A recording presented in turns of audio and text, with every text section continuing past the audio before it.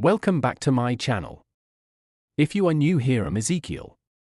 We tour rural Kenyan villages, we explain their interesting lifestyles and teach a little of practice nutrition or exercise that will make you live a better healthy life, fight diseases or complications in life.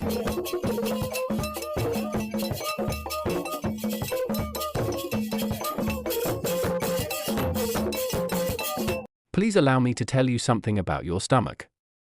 The primary function of the stomach is to mix consumed food with gastric juices, thereby beginning the complex process of digestion. The inside of the stomach has the peculiarity of being able to reflect mood.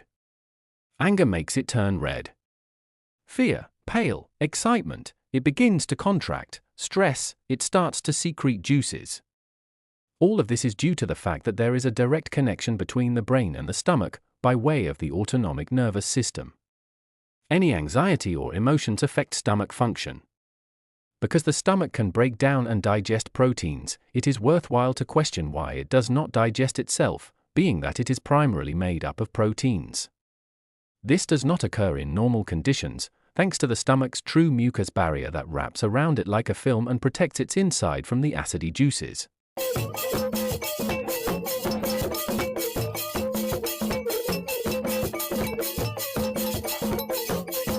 When this mucus barrier is breached, stomach juices attack the stomach's own wall, causing gastritis and stomach ulcers. The stomach needs special care in order to preserve the protective mucus barrier. This care includes regular meals, respecting the stomach's needed rest periods.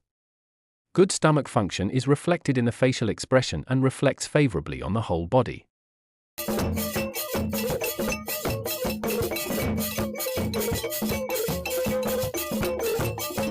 I'm just starting the lesson, so guys, join me in my next video and see how we can maintain a good sight with natural practices and food we must eat for a good vision. Although it could be compared to a photography device because of the functions it carries out, the eye is much more than that. It is the location of one of the greatest miracles of life: sight. The extraordinary complexity of the eye is one of the greatest arguments against the theory of evolution. This was already true in Darwin's times, when the eye was not as well known as it is today. The eyes have cornea, clear layer covering the front of the eye. There is iris, diaphragm that is capable of opening and closing the pupil to regulate the passage of light into the eye. There is macula, the most sensitive area of the retina, where visual acuity is concentrated. Retina, thin membrane made up of light sensitivity cells, rods and cones. Sclera, fibrous outer layer that protects the eye. Oculomotor muscles, which have been given amazing precision. Bones of the face. They make up an ideal protective enclosure for the eye. Wearing glasses for certain jobs is the simplest and most effective way to care for the eye.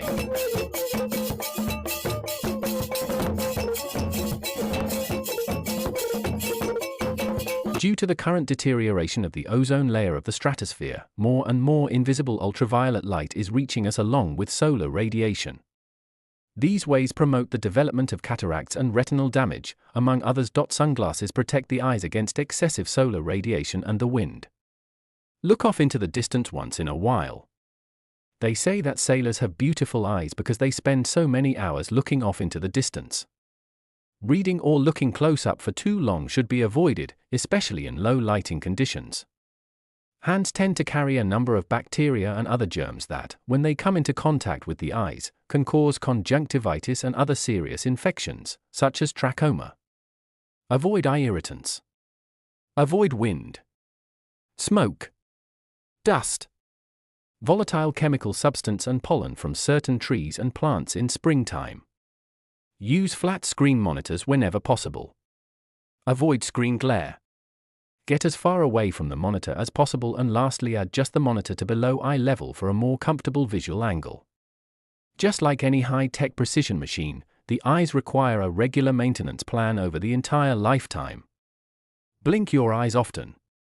With each blink, the eyes are cleansed and refreshed, thanks to the secretion of tears that continually bathe their surface. Get enough sleep. During sleep, the retinal pigments necessary for vision regenerate, thereby recovering from the day's wear and tear. A lack of sleep exhausts the retina's visual capacity and causes redness and irritation of the conjunctive membrane that covers the anterior pole of the eye. A diet rich in antioxidants. The eyes are very sensitive to the oxidation produced by free radicals. Cataracts, macular degeneration of the retina, and other significant causes of vision loss are a result of an excess of free radicals. A diet rich in antioxidant fruits and vegetables neutralizes free radicals and protects the delicate structures of the eye that allow vision.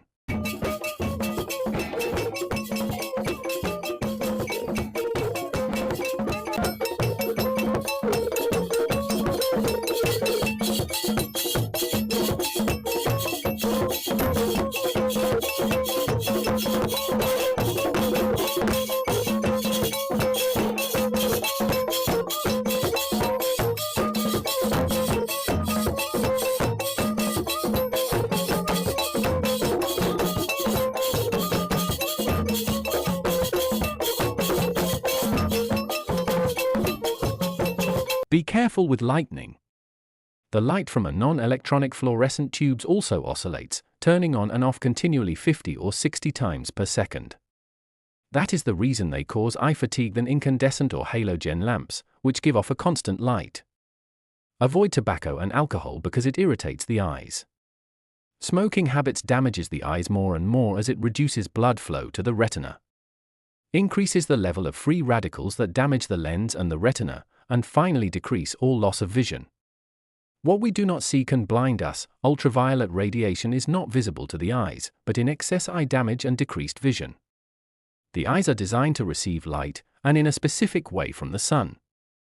In addition, they need light to continue to function and not become atrophied. Not only the eyes but our entire body and all of nature require light from the sun. A little light is necessary, but a lot will damage the eyes. The planet Earth has the optimal conditions for the development of life as we know it. Therefore, any small variation in the physical condition that surround us, including the intensity and type of radiation received, can make life impossible. The human mind infers naturally that this planet has been designed intelligently to sustain life, and especially humankind. That is what is stated in the anthropic principle, which has been studied extensively by science. These are the damage caused by excessive solar radiation to the eyes. On the eyelids, basal cell carcinoma, a type of skin cancer. On the cornea absorbs a good part of the ultraviolet radiation that reaches the eye. It has been shown that high intensities of UVC and UVB rays trigger the production of interleukin in the cornea, a substance that causes inflammation, promoting these disorders, photokeratitis, pterygium also known as growth on the eye. It is an abnormal growth on the conjunctiva, similar to a scar, that eventually covers the cornea.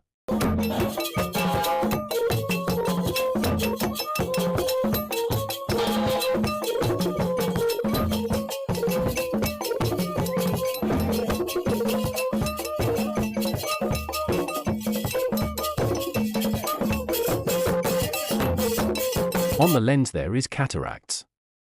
Cloudiness of the lens, more common with age. It is currently the most significant cause of blindness in the world. Before we continue, kindly like and subscribe. Thank you. Water is very beneficial for the eyes, whether used for rinses or baths. Vegetables, foods such as cucumbers, applied directly over the eyelids are also beneficial. The eye rinse is basic hygiene. It is very recommended for conjunctivitis and other infections. It is one of the easiest treatments to administer to children. Apply the water with a sterile, if possible, syringe, allowing it to flow over the eye without any pressure toward the temple, to avoid contaminating the other eye. Open and close the eye during the rinse. Eye bath allows a more prolonged contact between the liquid and the eye than an eye rinse. Caution: if using medicinal plant infusions as liquids for the eye bath, such as chamomile or common thyme, be careful because they can cause allergic reactions in people who are sensitive to them or who are allergic to pollen. If you are new here, I'm Ezekiel. In this channel we tour different Kenyan villages exploring their interests and ideas, their jobs and hustle, their backload and problems they face in their different fields and areas. As we explore this areas, I dive in and tell a bit healthy tips that exercise and prevention on how we can live a happy, healthy lives. The female genital organs are varied and complex, requiring a great deal of special care. The vulva and vagina are continually subjected to the threat of infection. Because their humidity and temperature levels are an ideal location for the development of many germs, the vulva, and especially the vagina, always need systems ready to protect against infection. The most significant and effective system for preventing vaginal infections is keeping an acidic environment that inhibits bacteria development. This vaginal acidity is achieved thanks to the lactic acid produced by Dodelenes bacilli, rod-shaped bacteria normally found in the vagina. Any foreign product, such as soaps or contraceptive foams, or any local irritation, makes the vagina lose its acidity and promotes infection by bacteria such as Gardnerella vaginalis, or by fungi such as the Candida family, which manifests as abnormal vaginal discharge. The most complex and amazing function in the known universe takes place inside the uterus, gestation of a human being that begins with 2 microscopic reproductive cells. Human life begins in the uterus, but for some women who do not undergo gynecological exams, it can also end there, as cervical cancer is one of the most common cancers next to breast cancer.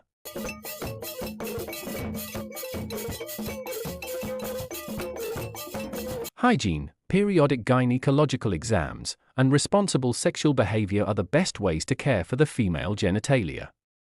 Clean the genitals once per day with running water, moving fingers through the folds between the labia minora.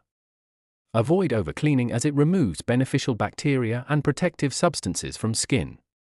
In general, the genitals should be cleaned no more than once per day. Clean the genitals area from front to back to avoid spreading bacteria such as Escherichia coli and Candida fungi from the anal area to the vagina and urinary opening. Avoid frequent douching, as it eliminates the normal protective vaginal flora. During menstruation, clean external genitalia with water once or twice per day. Feminine cleansing cloths may also be used. If using tampons, change them at least 3 times per day. If using soap, it should be very mild and have a neutral or slightly acid pH, around 6.3. Unless it is needed, use soap only 2 or 3 days rather than daily. Avoid anything that alkalinizes vaginal pH, such as regular soaps and shampoos, certain intimate soaps and deodorants, diaphragms with spermicide and contraceptive foams. The vagina needs to keep a slightly acid in order to prevent fungal and bacterial infections. Regular use of tampons is not recommended as it dries out the vaginal mucosa. Tampons must be changed every 6 to 8 hours. Do not leave tampons in place overnight. High absorbency tampons promote the spread of Streptococcus, Staphylococcus, and other bacteria which can result in toxic shock. Prefer cotton garments as they absorb moisture and keep the skin dry better than synthetic fabrics.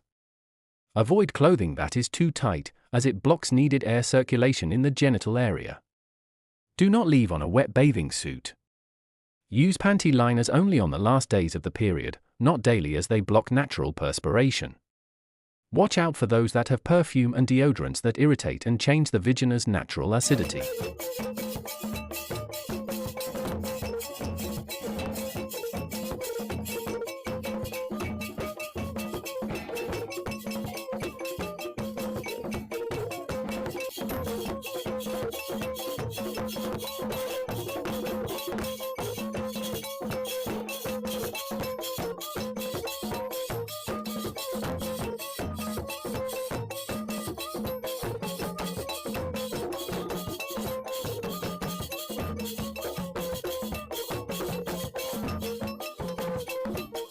One, fallopian tubes carry the ovum from the ovary to the uterus. Fusion between sperm and ovum occurs in its distal third. The tubes are often the location of infections, generally due to germs that come up from the vagina. The vagina normally cleans itself, making it unnecessary to clean inside it.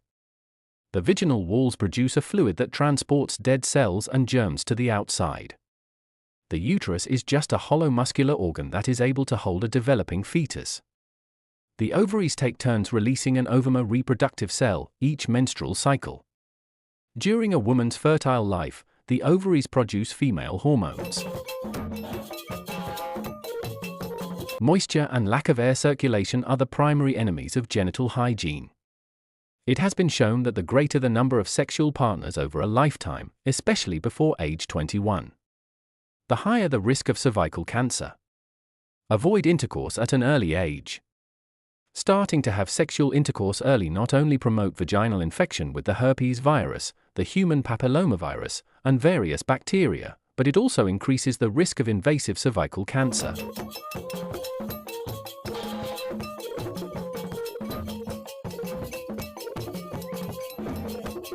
Foods, plants, baths, and massages contribute to feminine well-being. These are the foods that promote hormonal balance. Squash seeds, sesame seeds, sunflower seeds, or flaxseed. Walnuts and almonds. Legumes, including soy. Soy drinks and tofu, raw or cooked carrots or carrot juice. A sitz bath with warm or room temperature water is very useful for feminine hygiene, especially with a genital infection. In order to achieve an antiseptic and protective effect, one of the following products may be added to bath water. Lemon juice 2 to 3 lemons per liter of water. Vinegar 2 to 4 tablespoons. Tea tree oil, Melaleuca alternifolia.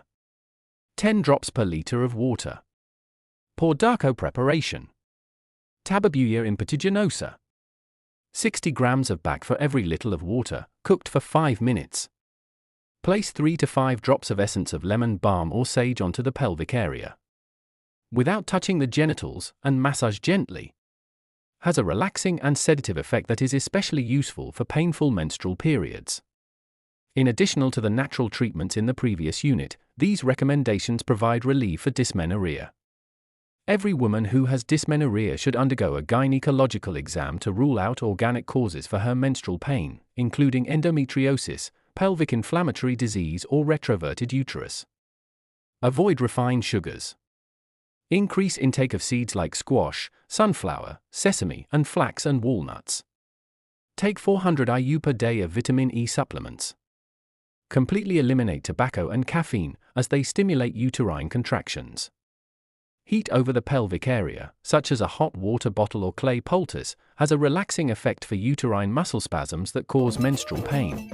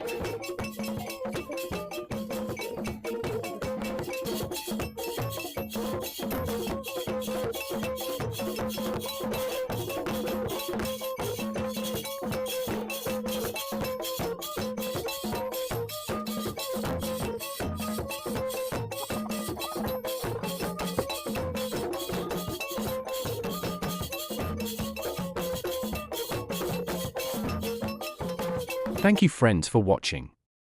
I really hope you gained something by the lesson. Thank you so much. The human brain is the most complex object in the known universe, and, at the same time, the least understood. The brain is the control center for all bodily functions, not just movement. More importantly, it is the center of the mind and higher functions that are specific to humans. The human brain is so complex, so efficient in energy use, and so powerful, that evolutionist theories cannot explain its origin. If a simple neuron, the body of which measures less than a tenth of a millimeter, surprises us by its organization and intelligent design, how much more surprising is the brain, being made of millions of interconnected neurons which are capable of making decisions, thinking, loving, and believing.